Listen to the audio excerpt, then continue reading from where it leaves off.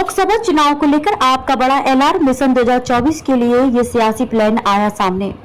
आम आदमी पार्टी ने बुधवार को कहा कि वह 2024 के आम चुनाव में दिल्ली की सभी 7 लोकसभा सीटों पर चुनाव लड़ेगी और लोगों को यह बताने के लिए एक अभियान चलाएगी कि राजधानी में प्रशासनिक सेवाओं पर नियंत्रण संबंधी केंद्र का अध्यादेश उनके खिलाफ है। दिल्ली और हरियाणा के आप नेताओं के साथ बैठक के बाद पत्रकारों से बात करते हुए आपके महासचिव संगठन संदीप पाठक ने विपक्षी दलों के भाजपा के खिलाफ एकजुट होने की जरूरत पर जोर दिया और कहा कि यह कांग्रेस के रवैये पर निर्भर करता है। केंद्र ने गत 19 मई को दिल्ली में ग्रुप ए अधिकारियों के तबादले और तैनाती के वास्ते राष्ट्रीय राजधानी सिविल सेवा प्राधिकरण बनाने के लिए एक अध्यादेश जारी किया था, जिसे आप सरकार ने सेवाओं के नियंत्रण पर उच्चतम न्यायालय के फैसले के साथ धोखा बताया था।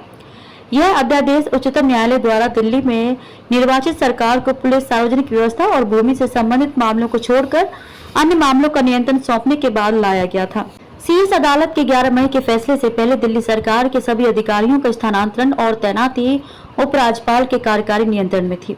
आप इस मुद्दे पर कई गैर भाजपा दलों का समर्थन हासिल करने में कामयाब रही है। वहीं कांग्रेस ने अभी तक अध्यादेश की निंदा नहीं की है। पाठक ने कहा कि आप 2024 के आम चुनाव में दिल्ली की भी सभी 7 लोकसभा सीटों पर चुनाव लड़ने की तैयारी कर रही हैं। उन्होंने कहा कि पार्टी का अभियान लोगों को यह बताने पर केंद्रित होगा कि दिल्ली में प्रशासनिक सेवाओं पर नियंत्रण संबंधी केंद्र का काला अध्यादेश उनके खिलाफ है। उन्होंने कहा कि हम लोगों को बताएंगे कि काला अध्यादेश केजरीवाल विरोधी नहीं बल्कि जन विरोधी है। अन्य मुद्दे है कि भाजपा विपक्षी दलों को खत्म करना चाहती है और मोदी सरकार ने अपने 9 साल के कार्यकाल के दौरान क्या काम किया है। यदि कोई मोदी सरकार द्वारा किए गए 4 कार्य के बारे में बात कर सके तो मैं उन्हें बधाई दूंगा। पाठक ने मोदी सरकार पर केंद्रीय अन्वेषण ब्यूरो सीबीआई और प्रवर्तन निदेशालय ईडी जैसी केंद्रीय एजेंसियों को बर्बाद करने का आरोप भी लगाया। आप नेता ने कहा कि भाजपा को उखाड़ फेंकने के लिए विपक्षी दलों को एक साथ आना चाहिए।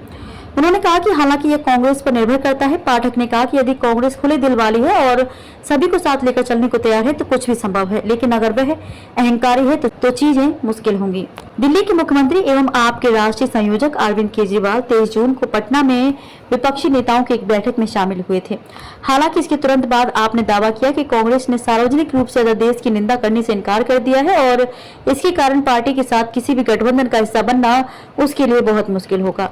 कांग्रेस अध्यक्ष मल्लिकार्जुन खड़गे ने कहा कि केंद्र के अध्यादेश का विरोध करना है या नहीं, इस पर फैसला संसद सत्र से पहले लिया जाएगा। पाठक ने कहा कि आप जुलाई में शिमला में होने वाली विपक्षी दलों की अगली बैठक में भाग लेने पर फैसला करेगी।